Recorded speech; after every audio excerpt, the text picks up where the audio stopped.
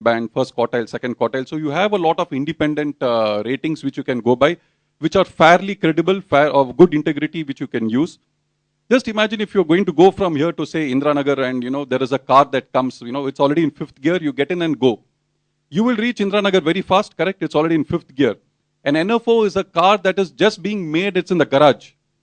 It's waiting for all the investors to put their money in. So it's like it's waiting for petrol to be put in. So after the petrol is put in, it's going to be started. Then it goes from neutral, handbrake is taken out, it goes from neutral to first, second, third, fourth, fifth gear.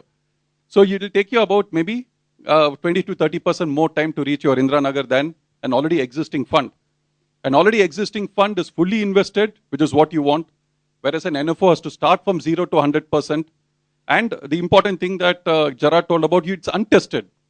Okay, you have a track record in an existing fund, in an NFO. Here I'm assuming it's a good fund manager. So if you take a good fund manager who's going to manage a new NFO, then it's a question of getting critical mass. You already have critical mass in an existing fund. Why go for an NFO? I totally echo what Gerard is saying. Avoid an NFO. NFOs are certainly not. Ask a mutual fund employee whether he is investing in the NFO. Ask the banker whether he is investing in the NFO. Please always ask your advisor whether, you employ what the pharaohs and all that did, 4,000 years back. Before they ate a food, they used to ask the guy to eat it first. Correct? So something like that you do. Always, my brother was going on, the branch manager was going on asking him to take a child policy. So I told him, I was fed up with my brother asking, is it good, is it good? He's going on asking me to take a child policy. So I asked him, how many kids does he have? 2 kids. He found out that the branch manager of that bank invests in SIPs in mutual funds. Okay, but he's asking my brother to take a child policy of a private insurer. He doesn't. So as long as NFO you can ask, you can use a dipstick study. Ask the advisor who's taking, are you going to invest in that NFO? If no, then I leave it to you. Because there was so much hype created with regard to these infrastructure funds, which every company came out with different new mutual funds. Yeah, that's what I think. There are so many slides from what Gerard showed that, marketing and salesmanship are different from investment logic. The hype will be there. The hype will always be there. 14 ULIPs which were banned were the biggest advertisers. If you look at the issue of Outlook Money, I found that, I always was intrigued why financial publications actually don't come extremely hard on ULIPs. Because ULIPs are an unfair product. But then I found, business logic states that they can't come too harsh on ULIPs because most of the advertisers in a financial magazine are ULIPs. So that's a dangerous thing, but then that's reality. ULIPs are the biggest advertisers in the mutual fund industries because of their extremely low cost structure. Poor guys don't have money to advertise. At best, they can sponsor a few events like this. But they don't have money to advertise like ULIPs. So you should understand you're up against a very, very big, gargantuan marketing machine. Use your seats. It's your money. If you want to give charity to the ULIPs, please feel free. Charity is good always. Thank you, sir. Just to add to what Harish said, I talked to you about diversification, buying the economy. Infrastructure is only one segment of it. The opposite of diversification is something called concentration. When you go into a sector fund or one economic sector like infrastructure, you're not diversifying. You're concentrating.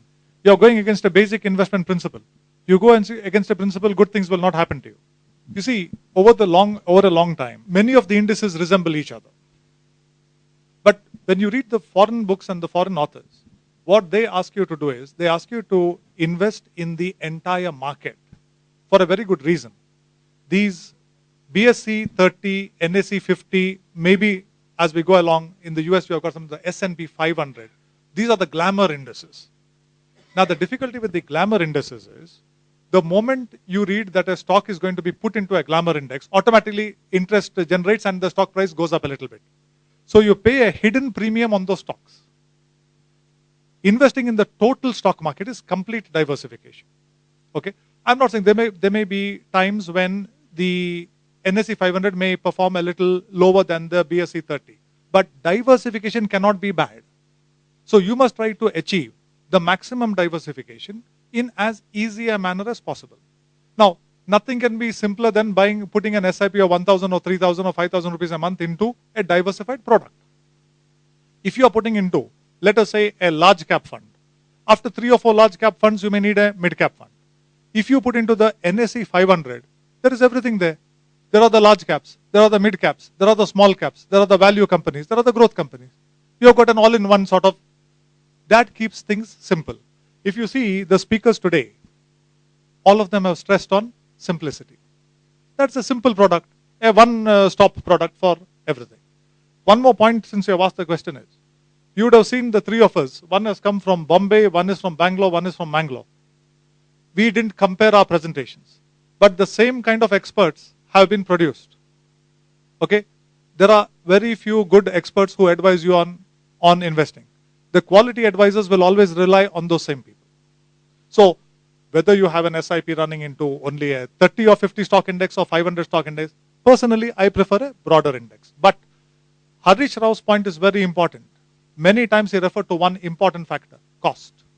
Get your cost down. For example, if there is a NSE 50 index fund that has a cost of 0.5%, 0.5%, versus a NSE 500 index fund costing 1.5% expense ratio per year, I would probably go for the NSE 50 simply because of a reduction, a 1% cost advantage. If he's going to apply for an SIP online versus investing it with you or with Artha, for that matter, or with any other mutual fund agent. Yeah, okay. Not now. Before 1st of August 2009, yes, when there was a load factor. Even then, the good investors, the good advisors were sending a lot of money into index funds. You see, before the 1st of August 2009 also, a number of mutual fund houses that had index funds were not charging a load. And the quality advisors were advising index funds. Harish Rao, this is not the first speech in which he is advising an index fund.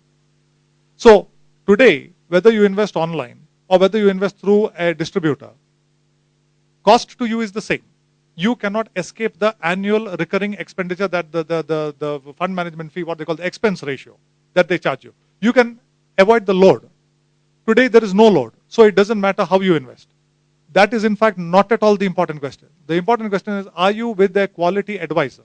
If you are with a quality advisor whose advice is going to make a difference to you, then even if there is no load, it may be worth paying the advisor some fee.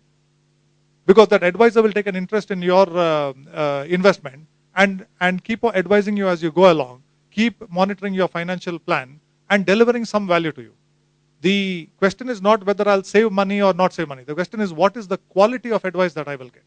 Just on the issue of paying for advice, when I started my career in mutual funds, I went with my boss to meet a banker who had just returned from London. He had been to London to meet the CEO of an extremely big asset management company. And the reason why he had been to London was because he achieved 6 crores of sales in a technology fund. Okay. And that technology fund, the NAV had come down from 10 rupees to 2 rupees 50 paisa. Okay. At the time of meeting him. Okay. So the first thing, that was the most brilliant thing my boss ever told him was, gee, this is the most expensive trip to London ever. Okay. You had to sell 6 crores of technology fund, which came from 10 to 2.5 to send you to London. If you had asked us, we'd have sent you for 50,000 bucks to London. Okay. So don't look at that 1% fee and compromise 99% of your returns. That's my advice to you. Fees are not important. Quality of advice is very important. Integrity, ethics, and the person's, abiding commitment, long-term commitment to your